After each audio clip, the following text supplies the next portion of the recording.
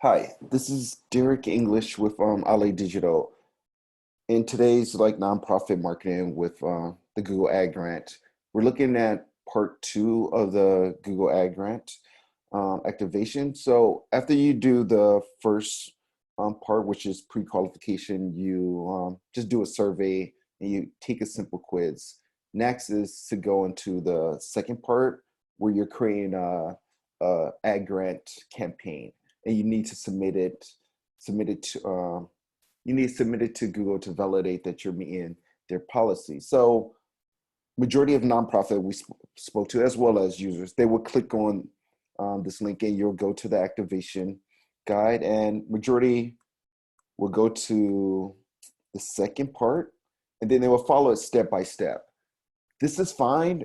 However, I always recommend doing it yourself because the Google in this in this guide they ask for you to submit a smart campaign, which allows Google to do everything. And if you feel like you can't manage your accounts, etc., yes, that's fine. But if you want to manage it and you want to optimize, to me, have a better optimization and definitely deliver more results, you should be looking forward to doing some manual uh, labor yourself.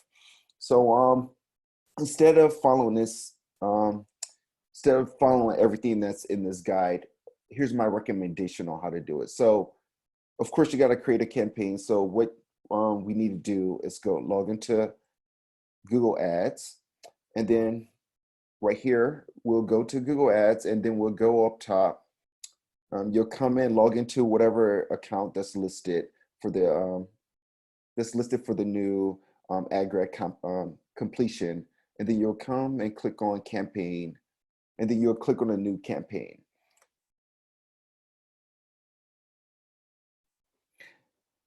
And in this new campaign, so you want to click on leads, and then you want to click on search. So if you follow Google steps, they will ask for you to click on smart bidding. That allows Google to handle everything. But I advise you click on search, where you can have some control over what's going on as well. So click on search, and then click on continue. And then just select website visits. And in this, we're doing it for Need This Step Foundation.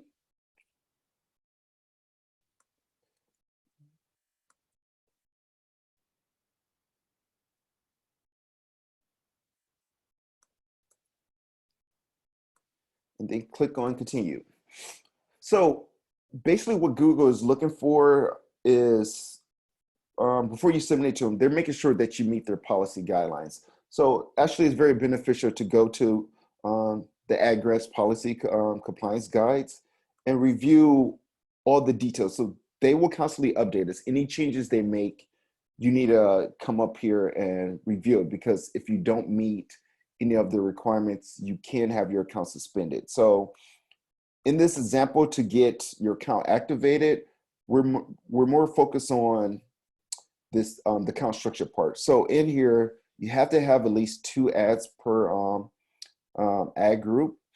You also need to have 2 ad groups per campaign, and then also include 2 site link ad extensions. So my team, we utilize a template that we've created that contains all this information in there. And if you want to get this template as well, it's located on our website, and you can download it for free.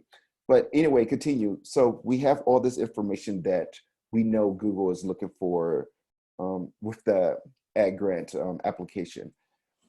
So what we need to do is go back to our campaign. As I stated, we want to remove the search network and the display network, because the ad grant is strictly for Google search. So it doesn't go out to any other partners.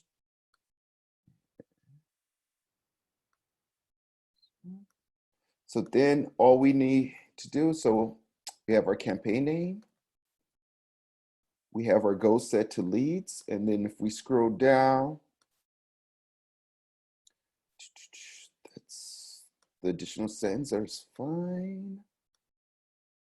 So for our location, we have our ad parameters right here. So we try to make it easy as possible, that all this information is already there for us. So in this section, you want to list the cities, counties, states, whatever that you guys are focused on, or it could just be all the US. But for our client right here, we're looking directly around the DC area. So we've already have this in our template, and then we want to target it all, and then click on save.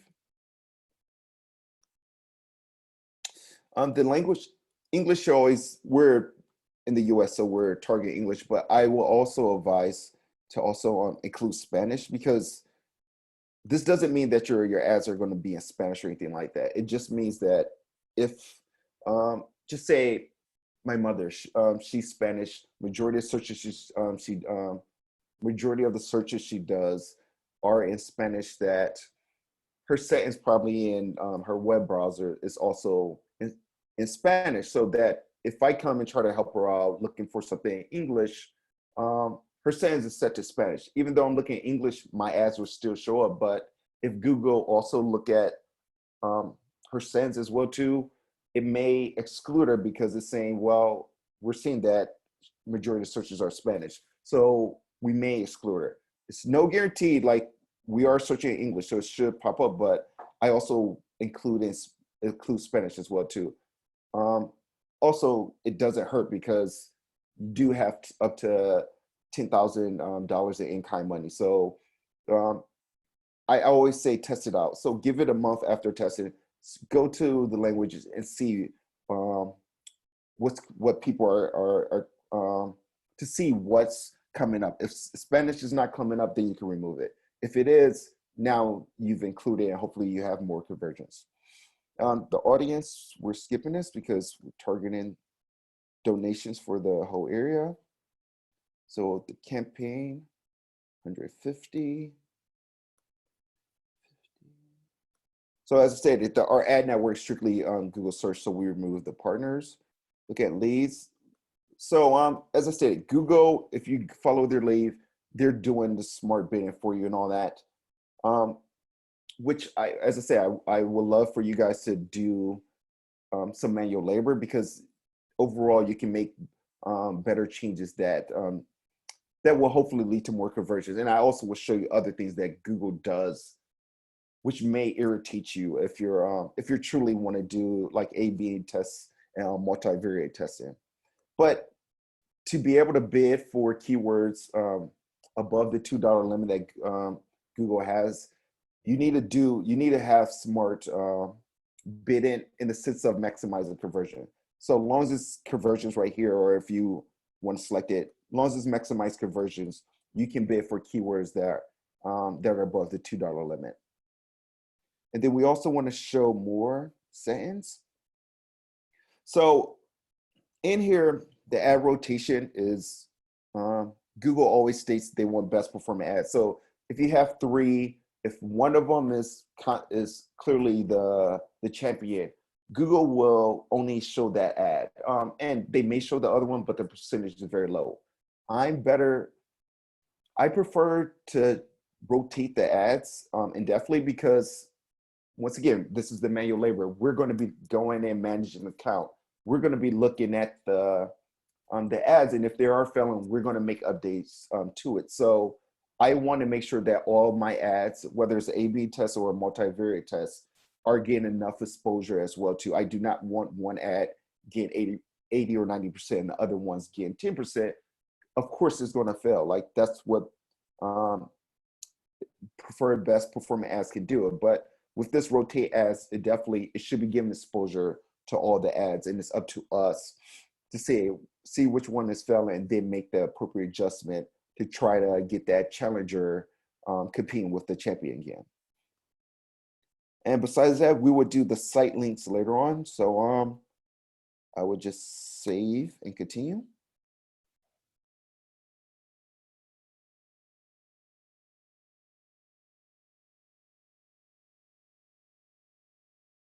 So now it's coming up with our first ad group. So two things we want to point out. So we've already done this earlier, but just say, especially with the negative keyword, I highly advise that you use negative keyword. But just in this example, just say Army definition. We do not want to include anything with Army definition because it's different.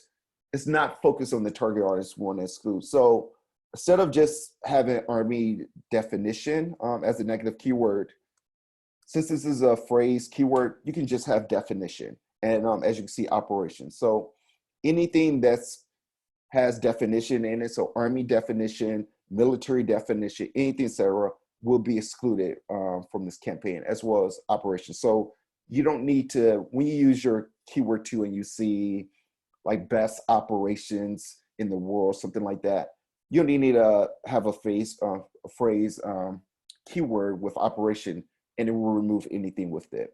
So as long as it doesn't affect what you're doing right here, make sure it definitely make sure that to shrink your negative keywords. People, I have spoke with people that stated, well, with the Google Ad Grant, it does state that right here, there's no single word keywords per minute. That is true, but that's only for the keywords you're using to try to bid for. When it comes to negative keywords, you are allowed to use single word keywords. So condense your keywords for your negative keyword by just removing like Army definition. Just get all the broad searches in there. So what we want to do, ad group. So this is going to be our branded ad group. And we're targeting just branded keywords.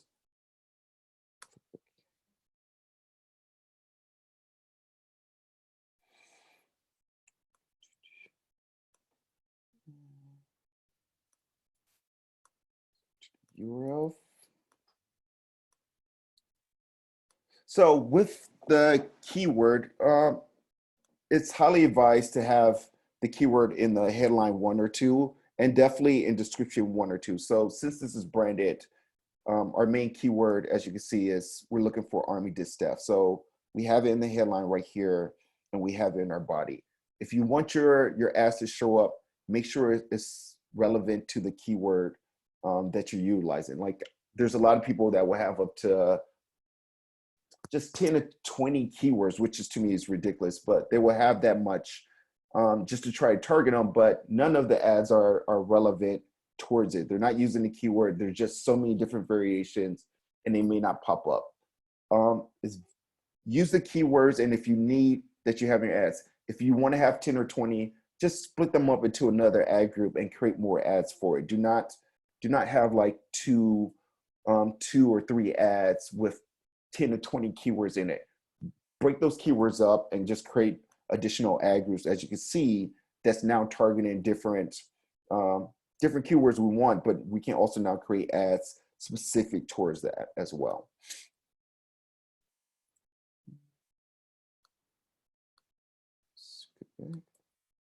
So with our template, we can just easily copy and paste. And our template is very helpful because it clearly shows the character limits that we're able to use.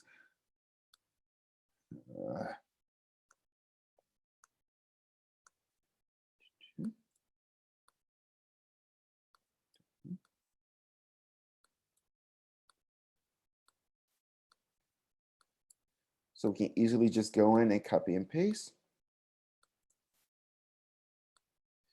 And then create a new one.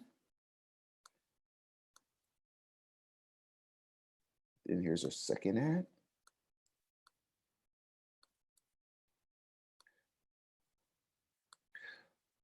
So I will, after we create the second ad, there's a thing with Google, which with Google Ads that I do not like.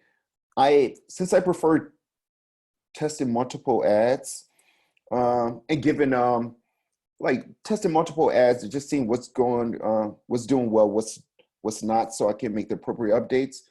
Google has introduced smart responsive ads, where, watch, I will show you, where easily they would take, you can enter as many headlines and ads. There is a limit as you want, and then Google will update them to see which ones are best. It goes like wherever best ads are performing well to showcase it to your targeted audience.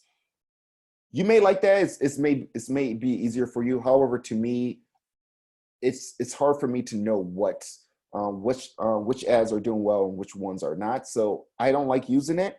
So as you can see, after I created 2 ads already, Google is now saying, "Oh yeah, you should create a responsive ads."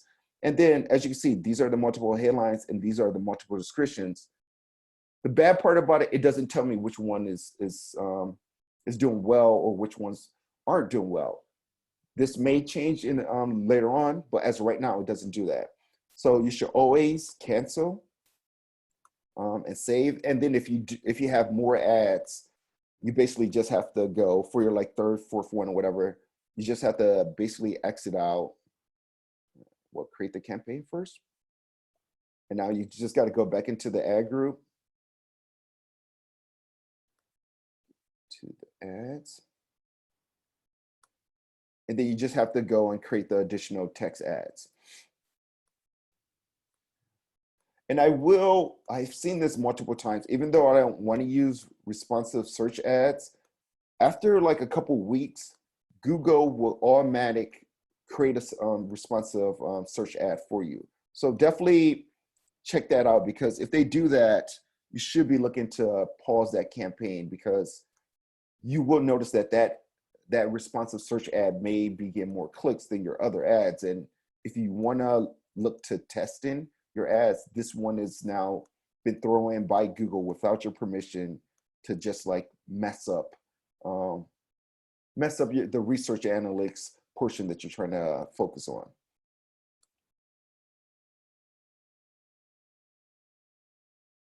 So now they're done. So we're just waiting for them to get approved.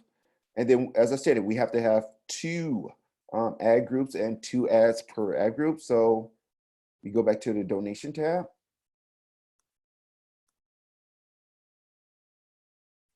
And now we go to our second ad group that we want to include.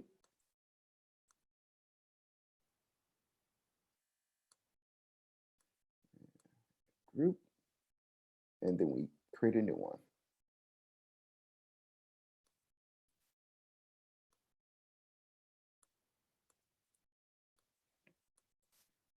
So also, if you are using our template, always go into the cell and copy from the, to me, it's an easy text editor. Because if you copy directly from the cell and then you paste it, as you can see, first of all, it copies over everything. But now, if you can see as well too, there are multiple quotes for, well, this is for our phrase match. So there are like as you can see, there's multiple ones right here, etc. So to remove anything that's coming from Excel, just always go directly into the text editor, the FX section, and just copy it and easily paste it.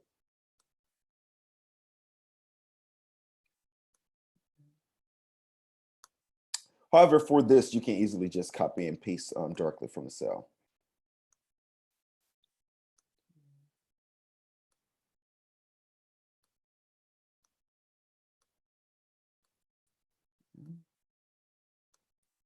As stated before, it's very important to have your keyword that you're focused on in the headline as well as in the description to help your ad appear in front of the searchers who are searching for the keyword.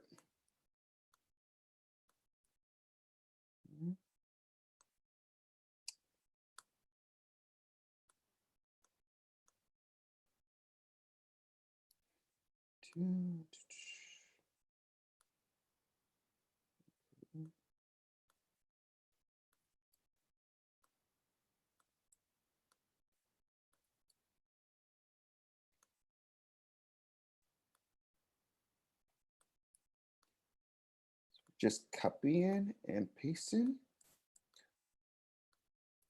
So it's easier for us because we've done all the work in the template. So instead of going directly into Google Ads and playing around and playing around trying to figure out which descriptions and headlines meet the character limit, I prefer just use a template, get it in there, and then easily just go and copy and paste because it does take time. It takes time to update and change words, etc., to meet the character limit.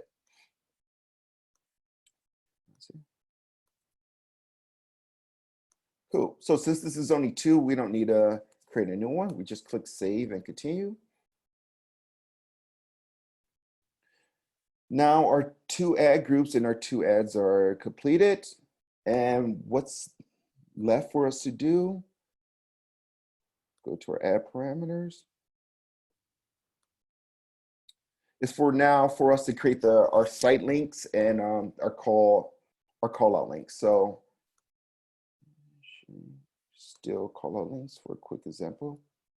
I don't have anyone for this. That's fine. So I always recommend to at least have at least two site links. You can have up to 4, or you can have 4 or more. You can. Google is great to showing you the layout when you create them, but you should definitely have at least 2 site links or more. But as you can see, if you have 4, they're all going to show. But at least 2 site links and at least 2 call out links, because once this campaign approved, Google will have right here, will let you know your optimization score and give you feedback on ways to make improvements. So you can get started by just having some of the stuff already done. If you already have existing site links from other campaigns, you can just easily go and move them over. So we're looking at just fine. We have to create some special events and just about us. Create the 2. And then let's create some for call out. And just come.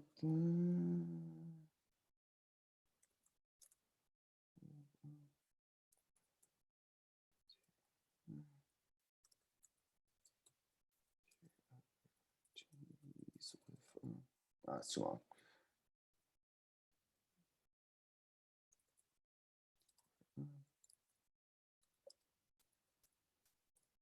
Nice. And the agenda.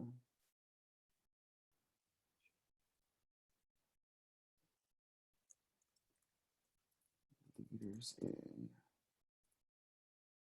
location. The agent. I don't need. This is call outs. Those periods. All right. So yes, we have now our site links and our call our extensions created. Yeah, I forgot to add them here, but as you can see, they're there. So besides that, now once you're all done, only thing I do is copy your customer ID. And you go back to your Google for nonprofits, and now just go here, enter your customer ID, and then click activate it. So it takes up to up to 10 days. It could be 5 business days or less, but just give it between 5 to 10 business days for them to review it and approve it. But as long as you follow like these steps and create the appropriate 2 ad groups, 2 ads per ad groups, and make sure you have the site links and ads for your campaign, they should approve it. You only need to submit 1 campaign. They just want to make sure that you're following their policy. So once you submit it, they'll come back to you and let you know if everything is well. And besides that, definitely make sure to go to your ads after they get reviewed. Make sure to come out here and check it, because they should all say approved. If you're violating any of their policies, they will definitely let you know. So you may have to come back out here and make appropriate changes. But besides that, that is all you need. And if you have any questions, just let us know. We're here to help out. Take care and have a good day. Bye.